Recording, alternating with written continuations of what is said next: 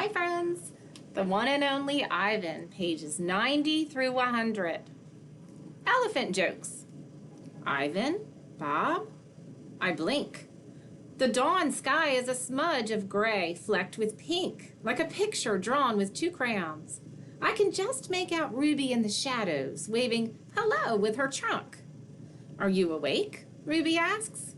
We are now, says Bob. Aunt Stella's still asleep, and I don't want to wake her, 'cause she said her foot was hurtin'. But I'm really, Ruby pauses for a breath, really bored.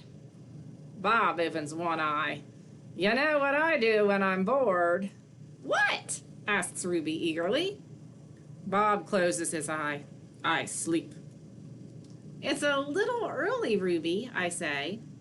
I'm used to getting up early. Ruby wraps her trunk around one of the bars on her door. At my old circus, we always got up when it was still dark, and then we had breakfast, and we walked in a circle, and then they chained up my feet, and that really hurt. Ruby falls silent. Instantly, Bob is snoring. Ivan? Ruby asks. Do you know any jokes? I especially like jokes about elephants. Well, let me see. I heard Mac tell one once.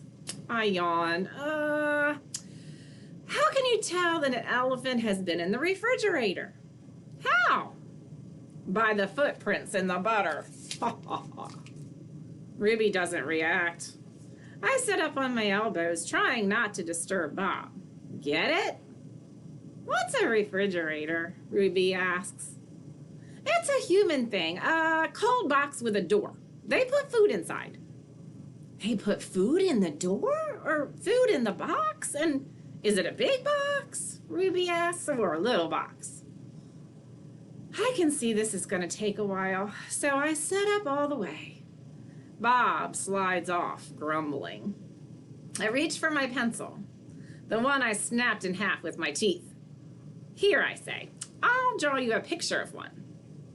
In the dim light, it takes me a minute to find the piece of paper that Julia gave me. The page is a little damp and has a smear of something orange on it. I think it's from a tangerine. I try my best to make a refrigerator. The broken pencil is not cooperating, but I do what I can. By the time I'm done, the first streaks of morning sun have appeared in flashy cartoon colors. I hold up my picture for Ruby to see. She studies it intently, her head turned. See the picture? So one black eye is trained on my drawing. Wow, you made that? Is that the thing you were telling me about before? Is that art? Sure is. I can draw all kinds of things. I'm especially good at fruit. Could you draw a banana right now? Ruby asks. Absolutely. I turn the paper over and sketch. Wow, Ruby says, again in an awed voice when I hold up the page. It looks good enough to eat. She makes a happy lilting sound, an elephant laugh. It's like the song of a bird I recall from long ago, a tiny yellow bird with a voice like dancing water. Strange, I'd forgotten all about that bird. How she'd wake me every morning at dawn while I was still curled safely in my mother's nest. It's a good feeling making Ruby laugh. So I draw another picture and another. And along the edges of the paper, I draw an orange and a candy bar and a carrot. What are you two up to? Stella asks, moaning as she tries to move her sore foot. How are you this morning? I ask. Just feeling my age, Stella says. I'm fine. Ivan is making me pictures, Ruby says, and he told me a joke. I really like Ivan, Aunt Stella. Stella winks at me. Me too, she says. Ivan, want to hear my favorite joke? Ruby asks. I heard it from Maggie. She was one of the giraffes in my old circus. Sure, I say. It goes like this. Ruby clears her throat. What do elephants have that nothing else has? Trunks, I think, but I don't answer because I don't want to ruin Ruby's fun. I don't know, Ruby, I reply. What do elephants have that nothing else has? Baby elephants, Ruby says. Good one, Ruby, I say, watching Stella stroke Ruby's back with her trunk. Good one, Stella says softly. Page 97. Once I asked Stella if she'd ever had any babies. She shook her head. I never had the opportunity. You would have made a great mother, I told her. Thank you, Ivan, Stella said, clearly pleased. I like to think so. Having young ones is a big responsibility. You have to teach them how to take mud baths, of course, and emphasize the importance of fiber in their diet.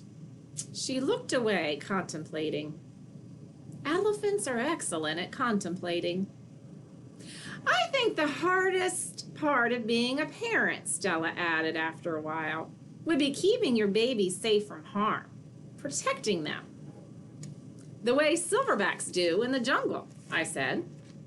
Exactly, Stella nodded. You would have been good at protecting too, I said confidently.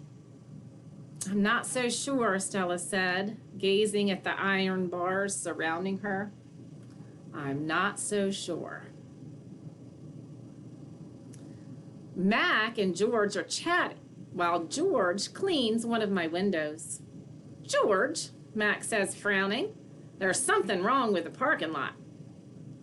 George sighs. I'll take a look as soon as I'm done with this window. What's the problem? There are cars in it. That's what's wrong. Cars, George. Mac breaks into a grin. I think things are actually starting to pick up a bit. It's got to be the billboard. People see that baby elephant and they just have to stop and spend their hard-earned cash. I hope so, George says. We sure could use the business. Mac's right. I have noticed visitors coming since he and George added the picture of Ruby to the sign. People crowd around Ruby and Stella's domain, oohing and eyeing at the sight of such a tiny elephant. I gaze out at the huge sign that makes humans stop and spend their hard-earned cash. I have to admit that the picture of Ruby is rather cute, even if she doesn't look like a real elephant. I wonder if Mac could add a little red hat and a curly tail to the picture of me. Maybe then more visitors would stop by my domain. I could use a few oohs and ahs myself.